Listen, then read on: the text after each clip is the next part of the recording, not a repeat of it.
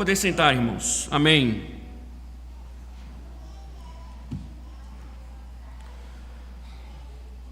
Nós vamos expor o capítulo 35, do verso número 30 ao verso número 7 do capítulo 36.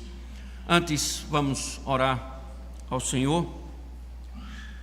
Ó Deus, nós mais uma vez buscamos a Tua face, Senhor, dessa feita, buscando a iluminação, Senhor, diante da Tua palavra que será exposta, para que o Senhor graciosamente possa nos instruir, ó Deus, fielmente, nos alimentando, Senhor, nos dirigindo, nos fortalecendo, nos levando, Senhor, ao arrependimento. Ó Deus, faz com que a Tua palavra encontre, ó Deus, o lugar para frutificar, Senhor, em nossa alma. Ajuda-nos, ó Deus, ajuda aqueles, ó Deus, que com o coração endurecido estão em nosso meio. Fala-nos, Senhor, até o nosso próprio coração. Quebranta-nos, Senhor, diante da Tua verdade, em nome de Cristo. Amém. Irmãos, quando nós começamos as exposições de Êxodo, lá no primeiro capítulo, do verso de número 11, nós observamos que os israelitas, eles foram forçados a construir para os egípcios. É dito, por exemplo, por isso os egípcios puseram sobre eles feitores de obras, para os afligirem com suas cargas. Assim construíram para Faraó as cidades celeiro de Pitom e Ramsés.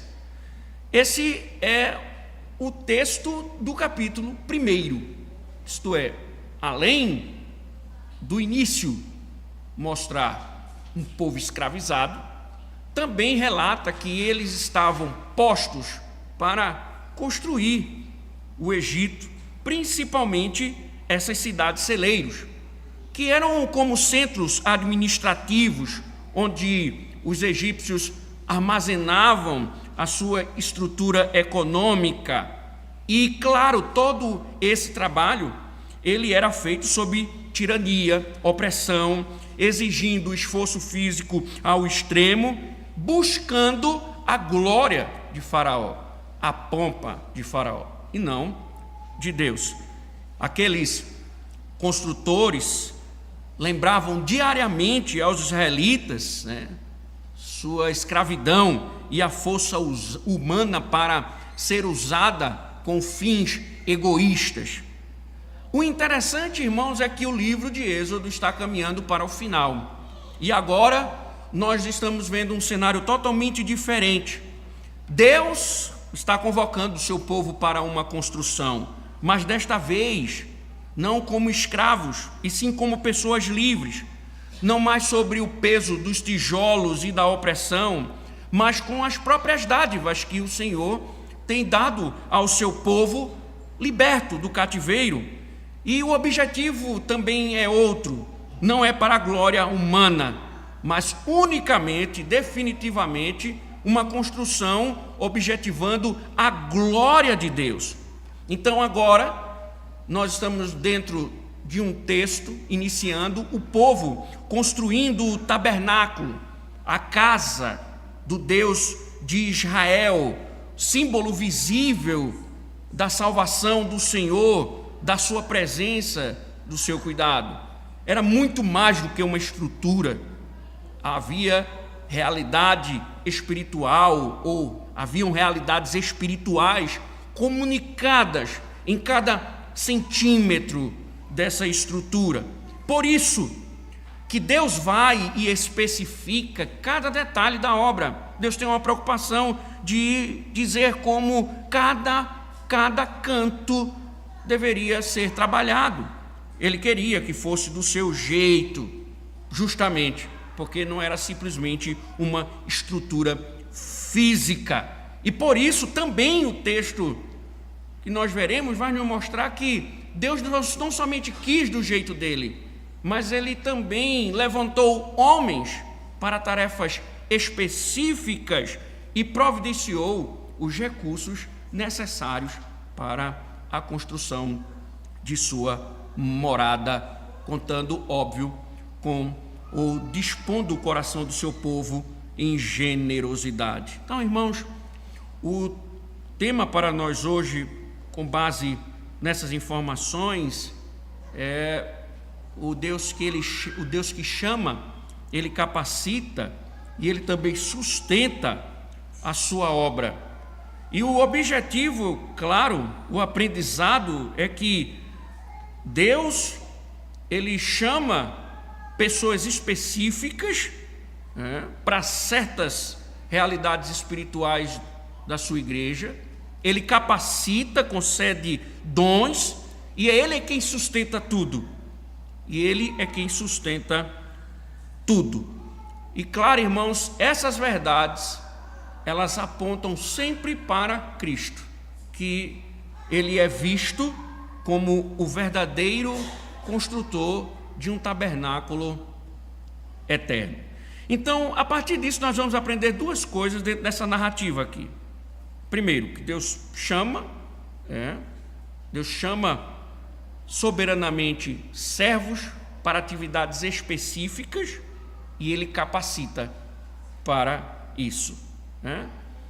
Como a gente vê? Primeiro, entenda que o texto que nós vamos trabalhar, ele é a execução de um projeto revelado por Deus ao próprio Moisés.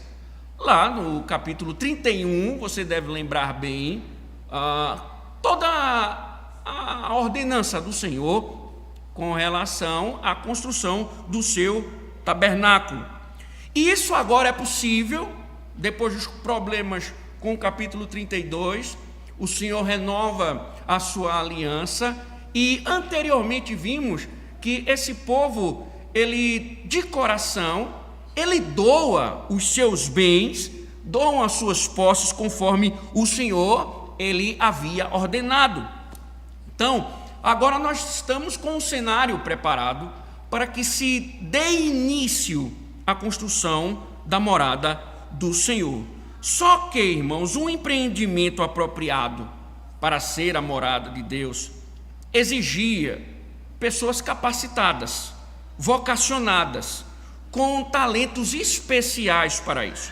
Não era qualquer um que iria assumir qualquer responsabilidade dentro desse processo de construção. Então, o Senhor também entende e chama alguns homens que ficariam responsáveis pela condução dessa construção.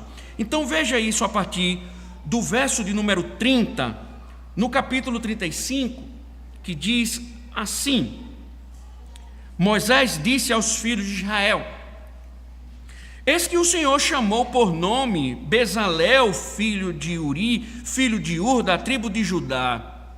E o Espírito de Deus o encheu de habilidade, inteligência e conhecimento em todo o artifício, para elaborar desenhos e trabalhar em ouro, em prata, em bronze, para lapidação de pedras de engaste, para entalho de madeira e para todo tipo de trabalho artesanal.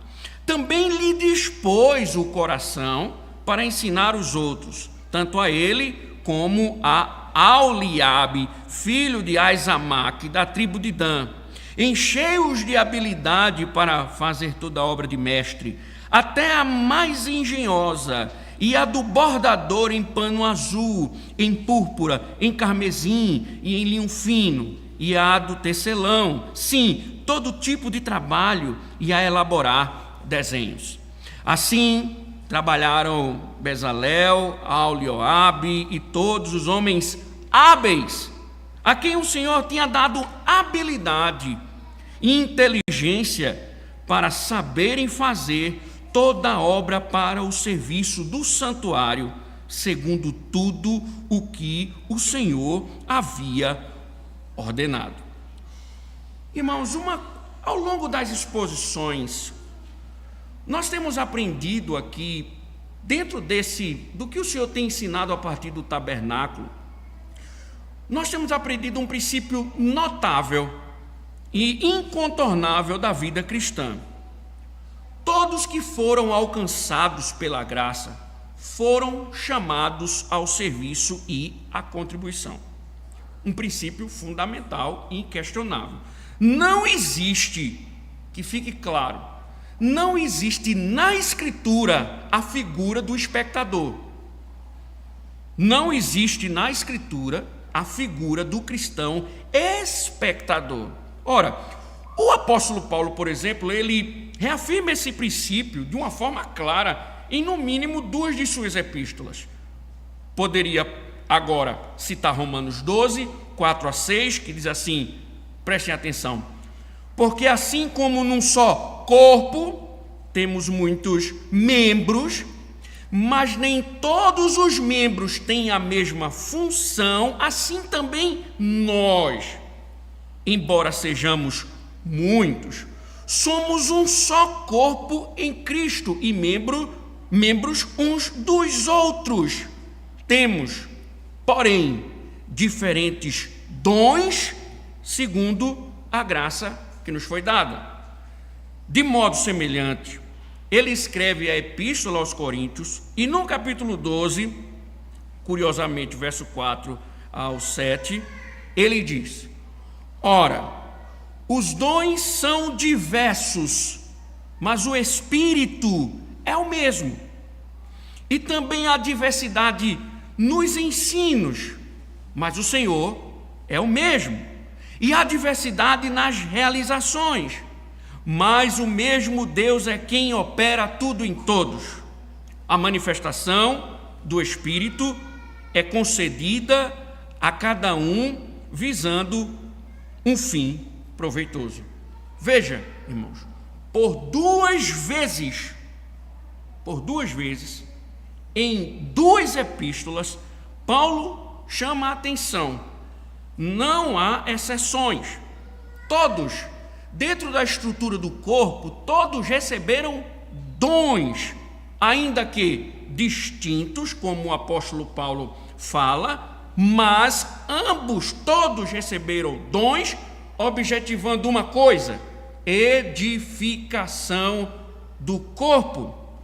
Então a gente deve lembrar, diante disso, que quando alguém afirma que é um cristão, ele afirma implicitamente que de Deus recebeu alguma virtude, algum talento, alguma função dentro do corpo, que ele recebeu de Deus algo para que ele seja útil dentro da estrutura do corpo. Portanto, não servir, biblicamente falando, não é neutralidade, é contradição. Dentro dessa estrutura, um cristão que não serve, não tem função estrutural no corpo, é uma contradição. Por quê? É estranho, irmãos, e espiritualmente alarmante quando alguém se diz que é crente e ele é um consumidor da igreja, ele é o consumidor da religião, frequenta os cultos, usufrui do espaço físico, recebe ensino, como acontece agora, pastoreio, mas a vida dele se resume à presença física. Não se envolve, não há nenhum tipo de serviço, no geral, praticamente, às vezes aparece no domingo, olhe lá, no geral, ele só preenche o banco de dados da igreja. Essa é a participação dele, tem o nome lá, membro de número tanto, com endereço fixo, número de telefone. Isso é estranho. Isso é estranho. O que nós estamos vendo com algumas exposições de Êxodo é isso. É uma contradição. Nós estamos vendo isso já, o texto trabalhando isso. É importante, irmãos, lembrar dessa questão, porque isso deve provocar um exame diante de Deus, né? Você afirma que foi salvo? Onde está o fruto visível dessa redenção? Cadê o fruto? Cadê o fruto? Tiago diz assim: você vê o seu irmão passando necessidade, vai lá e diz: vou orar por você, vá, se aqueça, né? Aí Tiago comenta mais na frente: eu vou mostrar a você a minha fé pelas minhas obras.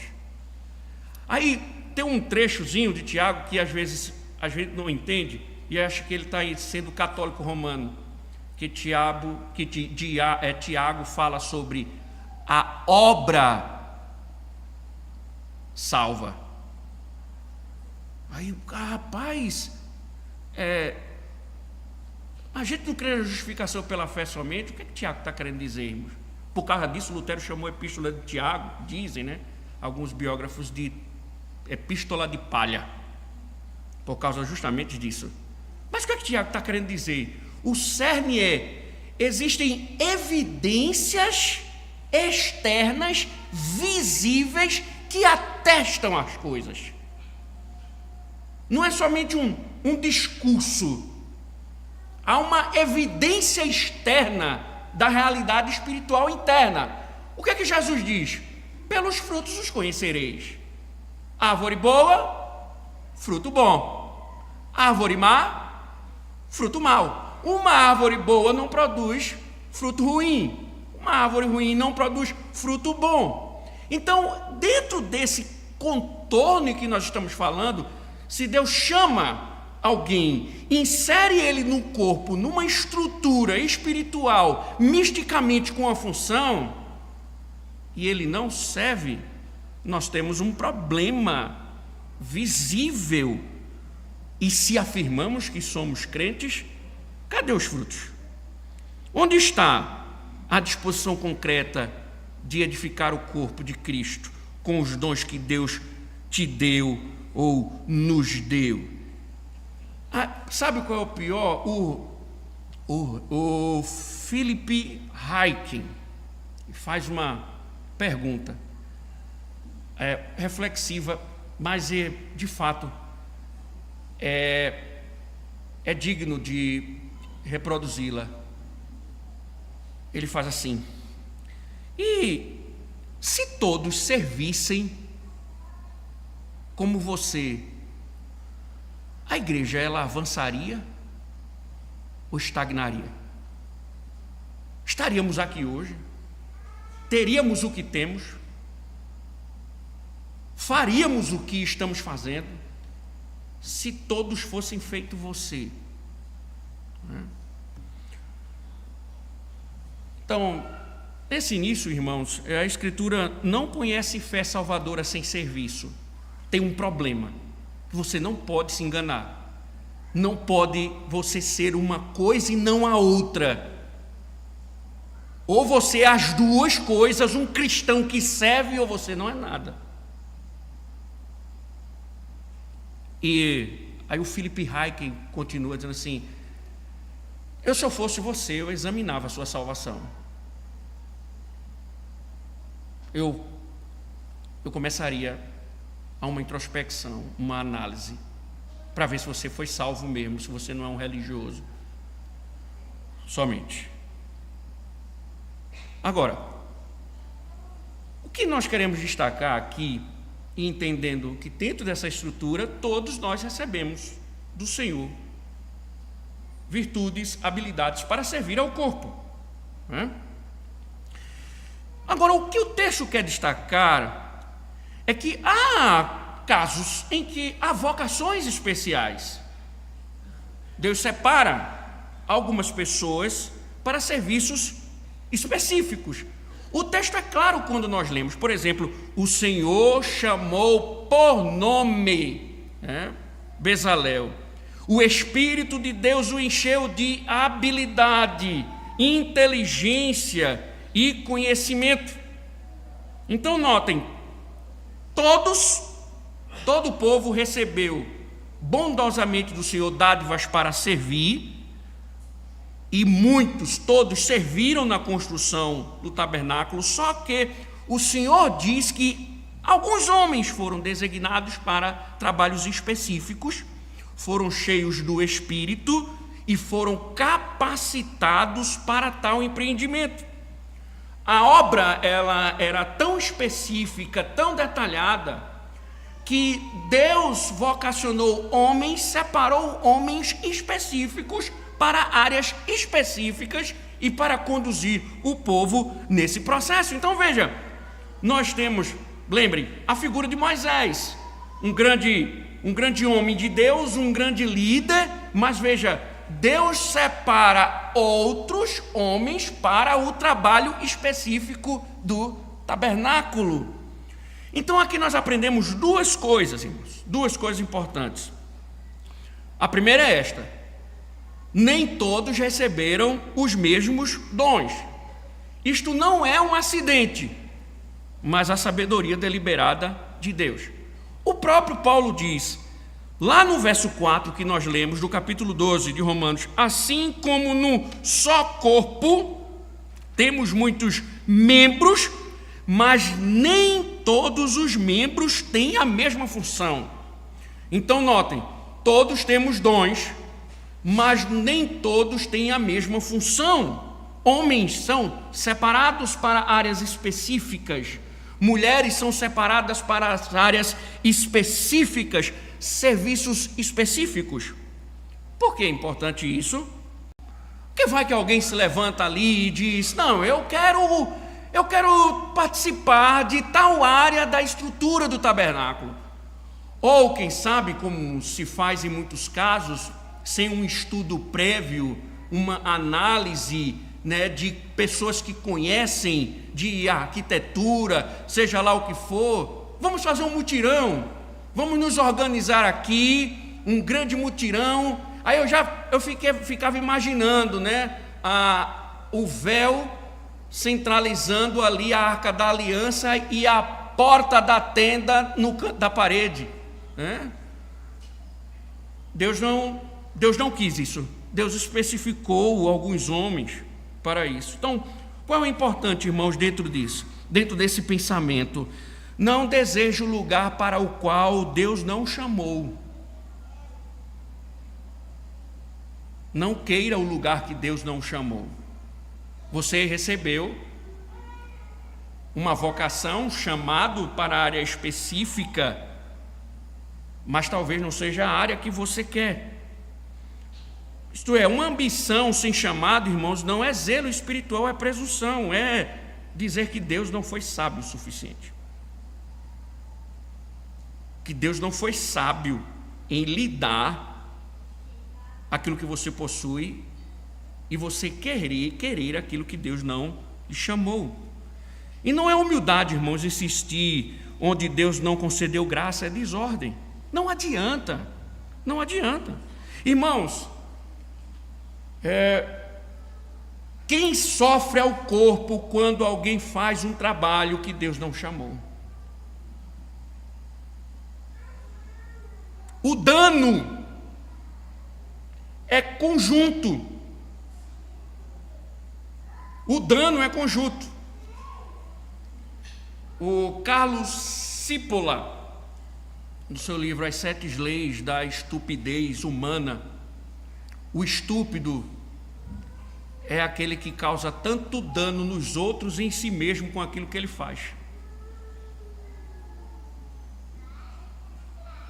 Ele faz uma coisa, ele causa dano no outro e causa dano nele mesmo. Nesse aspecto aqui, irmãos, pensando, é tolice querer fazer aquilo que Deus não chamou. Por quê? Vai trazer danos à igreja e vai trazer danos à própria pessoa, que ela está fazendo algo que Deus não ordenou. Então, o corpo ele sofre, irmãos. O que é que Deus quer então? Sirva onde Deus lhe colocou, com fidelidade, com temor. Não tente ser mais sábio do que o próprio Deus que organiza o seu corpo. Ou seja, funcione e trabalhe onde Deus lhe colocou. Primeira coisa. A segunda, ela é óbvia. Homens foram chamados para um serviço específico. O próprio Paulo, quando escreve à igreja de Éfeso, diz assim: e ele mesmo concedeu uns para apóstolos, outros para profetas, outros para evangelistas e outros para pastores e mestres. Então, entendeu as palavras de Paulo aqui? Alguns foram separados, por exemplo, para o ministério da palavra. Isto é, irmãos, existem funções específicas em que o Senhor separa homens para tal. E aqui, irmãos, nós estamos vendo alguns homens separados por Deus para um serviço específico. Então, se a primeira verdade é que nem todos recebem o mesmo dom, a segunda é que alguns são chamados para serviços específicos. Por exemplo, a Escritura destaca o presbiterato e o diaconato, homens separados para funções específicas. E Deus diz na sua palavra que o seu governo, ele se estabelece a partir do governo desses homens. É através deles que Deus governa, que Cristo governa a sua igreja. Então, quando Deus planta uma igreja, quando Deus faz brotar um rebanho, quando Deus geograficamente faz nascer um povo, ali, entendam, Deus dá dons a todo o corpo, mas alguns homens são chamados por Deus para ali governar a igreja representando. Então, se Deus planta uma igreja, que é Ele quem faz isso, Ele quem planta, quem acrescenta, ali Ele separa homens específicos para isso, para o governo da igreja. Diante disso, irmãos, nós perguntamos: onde estão os vocacionados? Onde estão os vocacionados? Onde estão os vocacionados? Esse ano nós vamos ter eleições novamente. Onde estão os vocacionados? Deus se esqueceu de dar dons aos homens aqui? Deus se esqueceu? Houve um lapso divino e os homens aqui foram esquecidos por Deus? Certamente não, irmãos. Porque o problema não é a ausência do chamado. Ou eu acredito em Deus ou chamo ele de mentiroso. O problema não é a ausência de chamado, mas é omissão. Omissão. Será que tem chamados aqui? É possível. Mas se esquivam. Receberam dons, talentos, mas enterram. Essa fuga, irmãos, não é neutralidade espiritual, é desobediência consciente ao chamado divino. Notem, Bezalel não negociou sua vocação, não adiou a resposta, não disse: Deus, eu vou pensar, eu vou orar para ver se eu faço de fato aquilo que o Senhor quer que eu faça. Ele não arrumou desculpas, ele não se escondeu. O texto diz que ele vai e aceita o chamado do Senhor. Tem um material que eu estou lendo, a leitura Trinitas, né? Esqueci agora o título dele, mas só o primeiro capítulo me deu uma exortação grande quanto à liderança, a liderança de uma forma geral, né? É que que geração medrosa! Que geração, irmãos, de homens medrosos, acomodados, covardes. Irmãos, é diagnóstico geral. a nossa geração, em termos de masculinidade e em termos de homens, é a geração mais fraca. É a geração mais fraca, mais omissa, mais covarde. E não essa é uma das razões, ou essas são as razões de homens simplesmente evitarem, né? E aí veja, olha o problema. Quando nós não assumimos aquilo que Deus nos chama, quem sofre é o corpo. Quem sofre é o corpo. E o resultado, geralmente, irmãos, é uma obra ministerial sufocada, gente sobrecarregada, porque há ausência de homens dispostos a assumir o lugar que Deus designou. Ninguém poderia dizer, não, o Bezalel não quer não, eu vou no lugar dele. Já pensou? A destruição que seria construir o tabernáculo de Deus, alguém que não recebeu vocação para isso.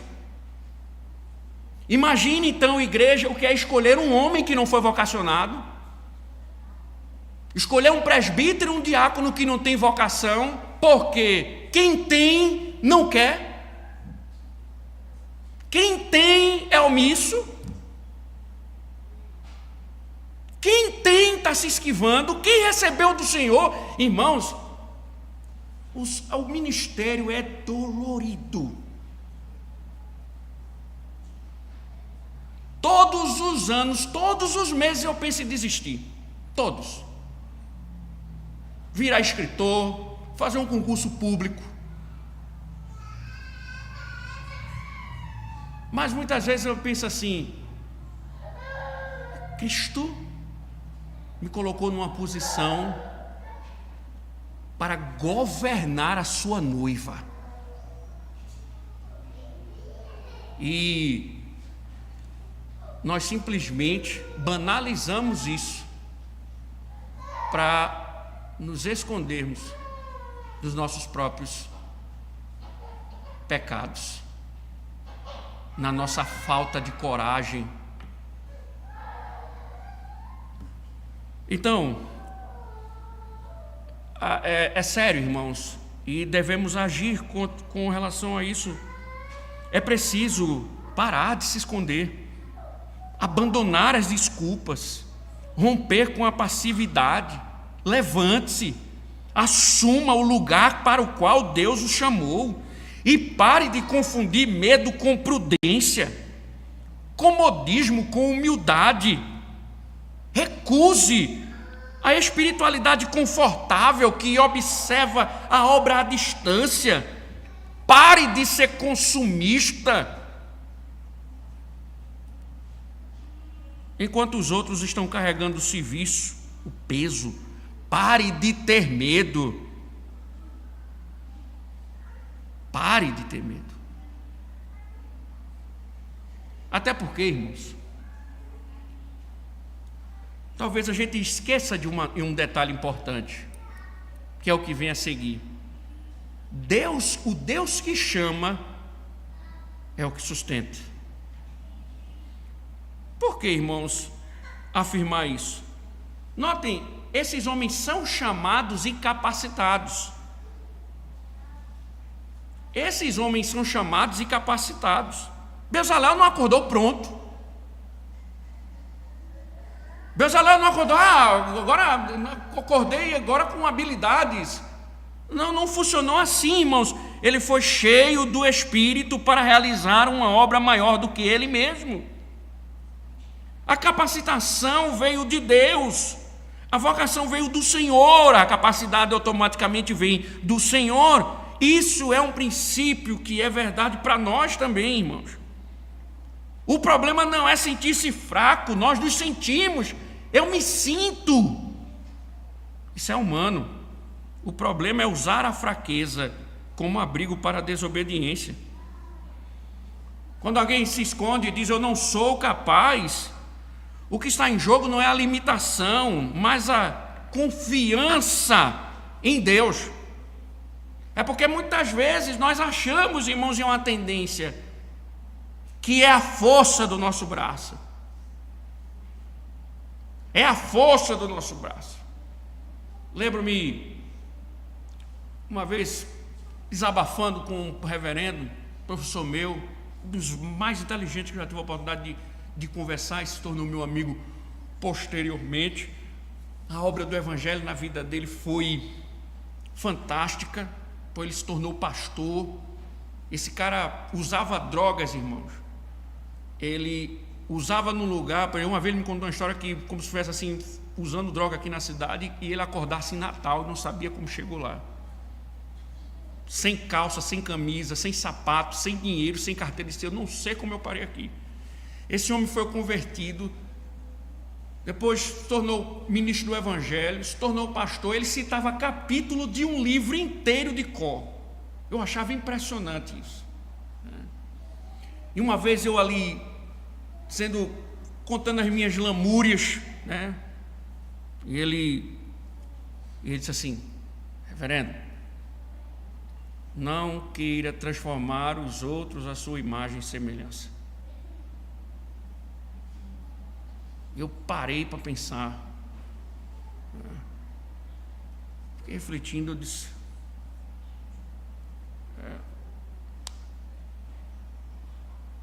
você tem que entender que há coisas que é Deus quem faz. Suas ações estão sempre limitadas. E isso frustra a gente, certo?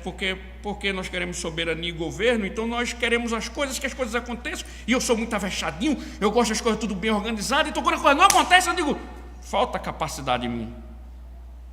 O que o texto mostra, irmãos, que é Deus quem nos capacita, é Deus quem faz a coisa acontecer. Deus chama justamente para dizer que você não é suficiente. Ele vai chamar, Ele dá dons para dizer: você não é capaz, eu que vou lhe capacitar. Sozinho você não conduz, sozinho você não faz nada. E aí o Senhor faz isso. Então, o que nós precisamos? Dar um passo e confiar que quem chama é fiel. Ele capacita os seus servos para a sua obra. Não é a nossa capacidade, irmãos, é a vocação e a capacitação do Senhor. Que fique claro: se for pela nossa habilidade, competência, vamos ficar frustrados mesmo. Agora, que bom, se Deus nos chamou, Ele nos capacitou. Por que ter medo? Porque frustrante é servir ao Senhor se Ele promete nos conduzir, nos capacitar. Por fim, irmãos, além de chamar e capacitar os homens, você vai ver que Deus é quem sustenta a obra. Deus é quem sustenta a obra. Veja aí o verso número 2 em diante, até o verso número 5, veja. Moisés chamou Bezalel, Elioabe e todos os homens hábeis em cujo coração o Senhor tinha posto sabedoria, isto é, todos os homens cujo coração os impeliu a vir e fazer a obra. Estes receberam de Moisés todas as ofertas que os filhos de Israel haviam trazido para a obra do serviço do santuário, para fazê-la, e ainda cada manhã o povo trazia a Moisés ofertas voluntárias. Então todos os homens sábios que se ocupavam em toda a obra do santuário deixaram o que faziam, vieram, esse texto aqui é impressionante, e disseram a Moisés: o povo traz muito mais do que é necessário para o serviço da obra que o Senhor ordenou que fizesse. Veja, irmãos, o texto está dizendo, né, que o povo, os homens vão executar agora, só que eles estão se deparando com um problema, entre aspas, né? O povo está trazendo demais, está tendo muita entrega, né? E a coisa é tão grande que veja o verso 6, né? que diz: então Moisés ordenou e a ordem foi proclamada no arraial: nenhum homem ou mulher faça mais obra alguma para a oferta do santuário. Então veja, Moisés, irmãos, está proibindo trazer mais de tanta doação, né? E aí o verso diz no final: assim o povo foi proibido de trazer mais. Eu em casa pensando, eu queria que chegasse esse dia, Parque Dourado. Irmãos, não me oferta e dizime mais não, viu? Que a nossa conta não está aguentando tanto dinheiro, não. Tem tanto do dinheiro que eu estou vendo na hora Lula tirar do banco. Não oferte mais não, por favor, né? Veja a demanda que estava. Mas você percebe, irmãos, não houve manipulação, não houve campanha espiritual, opressão espiritual. Vamos amarrar os demônios que estão na sua vida, né? Vamos fazer corrente disso, corrente daquilo. Traga o seu dinheiro, tá? O vidro do botijão de gás, coloca a sua fé. Não houve nada disso. Simplesmente houve graça atuando no coração. O resultado foi inequívoco: sobrou. Isso nos ensina, irmãos, que a obra de Deus nunca é sustentada por estratégias humanas, mas por corações alcançados pela redenção. Afinal, Deus pode fazer-vos abundar em toda graça. Um princípio, irmãos, aqui que está, talvez você não perceba, mas você veja, Deus, Ele separa homens para trabalhos específicos. Para que ele trabalhe, ele precisa ser capacitado, e Deus capacita. Mas para ele fazer é preciso o quê? A materialidade para a coisa funcionar. Então você vê Deus chamando, Deus vocacionando, Deus capacitando, e Deus fazendo o quê? Movendo o coração do povo para contribuir com a materialidade para que o serviço deles aconteça. Por isso, irmãos, Deus supre também.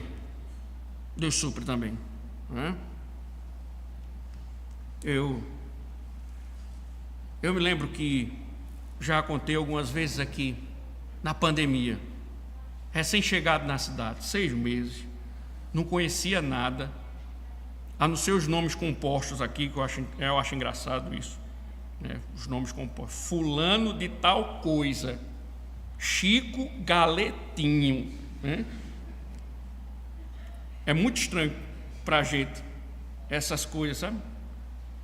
Janeiro, fevereiro, pandemia. E agora? Eu me lembro que uma irmã ligou para mim, perguntou: pastor, seu salário está em dia?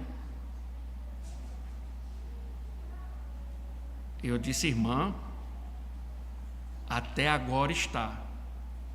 Se não tiver, pastor, fale para mim, que eu me organizo aqui, faço uma feira, alguma coisa, e lhe ajudo. Eu disse: irmã, se foi Deus quem me trouxe para cá, Ele vai me sustentar. Não sei o que é que vai acontecer. Só para título de informação, meu salário nunca atrasou na pandemia. Sabe por quê, irmãos? Porque é Deus que chama, capacita, é o Deus também que supre. Então, a pergunta inevitável, irmãos, que se impõe: se hoje falta compromisso, falta generosidade, falta envolvimento. E o problema não está na obra, está no coração. Onde está o teu tesouro, Jesus disse, ali também estará o teu coração. Isso nos confronta, irmãos. Sabe por quê? Olha, Deus não precisa do seu dinheiro. Deus não precisa do seu dinheiro. Mas Ele nos ensina a confiar nele a partir da forma como nós administramos o nosso dinheiro. Alguém que é movido recebe a graça salvífica do Senhor, o coração também dele é movido. E o apego, irmãos, revela incredulidade. Retenção denuncia medo. A omissão, ela muitas vezes revela um coração ainda governado pelo Egito, do egoísmo. E aí veja, Deus é quem sustenta a sua obra. Se o Senhor não edificar a casa, em vão trabalham os que a edificam. Mas Ele, irmãos, nos chama a participar dela. Embora Ele sustente, Ele nos chama, nos exorta a participar dela com expressão de gratidão, não como barganha espiritual. Então, para a Bíblia, se damos pouco, não é porque Deus deu pouco, é porque nós somos egoístas. Para a Escritura, irmãos, quem foi alcançado pela graça não pergunta: quanto preciso dar? Mas, como posso me entregar? Como posso me entregar? Agora, e aqui eu vou caminhando para o final. O que isso tem a ver com Cristo? O que isso tem a ver com Cristo? Quanto à vocação, irmãos, esses homens, Bezalel, por exemplo, aponta para Cristo como um chamado por excelência. Cristo, ele foi chamado por Deus para uma obra específica, pois ele mesmo disse, lá em João capítulo 6, desci do céu, não para fazer a minha própria vontade, mas a vontade daquele que me enviou. Toda vocação legítima, irmãos, na igreja, deriva de Cristo e se submete a Ele. Já que, Paulo diz, há diversidade de dons, mas o Espírito é o mesmo. E é o mesmo Deus que opera tudo em todos. Então veja, quando você serve a igreja, é Cristo servindo ao seu povo. Quando a diaconia socorre o irmão necessitado, é Cristo socorrendo o seu povo. É Cristo cuidando do seu povo por meio de sua vocação, por meio de seu chamado.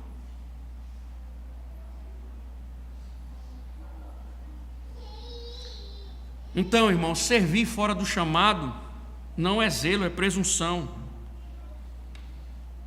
Senhor, afasta de mim esse cálice de sofrimento, mas que não seja feita a minha vontade, mas a tua vontade. Recusar, irmãos, o chamado é ir contra o próprio Cristo, que sabendo de todas as suas dores, de todo o seu preço, de todas as suas angústias, ainda assim decidiu servir a igreja, morrendo, rejeitado, cuspido, esbofeteado, e ainda disse: Pai, perdoa-lhes, porque não sabem o que fazem.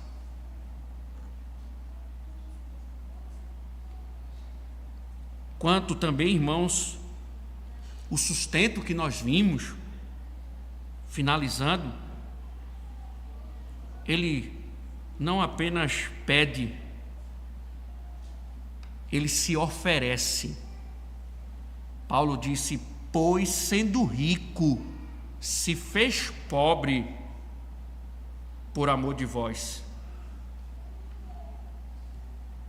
Se os israelitas deram abundantemente para erguer um tabernáculo transitório, quanto mais nós, irmãos, que contemplamos o Filho de Deus entregando-se a si mesmo por nossa redenção, plenamente, completamente, voluntariamente. Reter quando Cristo largou tudo é contradição espiritual. Deus exige tudo, porque Ele nos deu tudo.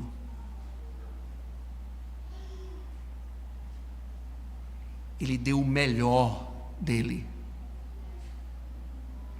Entregou tudo. O seu tudo ainda é pouco. O seu todo ainda é pouco.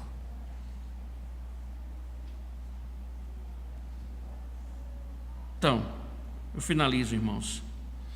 Onde Cristo é visto com clareza, a mão tem que se abrir. A mão tem que se abrir. Onde o coração foi conquistado por Cristo, a vida inteira se torna oferta. E onde a vida que Cristo salvou, servir, é uma resposta. Servir a igreja é uma resposta. Eu fui servido por Ele, agora vou servi-lo, fazendo o que Ele me manda. Que a graça do Senhor, irmãos, encontre vocês. Amém. Bendito Deus. Obrigado, Senhor. Senhor, o difícil agora é colocarmos essas verdades em prática, mas que Teu Espírito que nos fala possa, segundo o Teu favor, nos fortalecer, Senhor, nos encorajar, abrir mão, ó Deus, daquilo que possuímos em resposta ao que Tens feito e o que fazes por nós, em nome de Cristo, Senhor. Amém.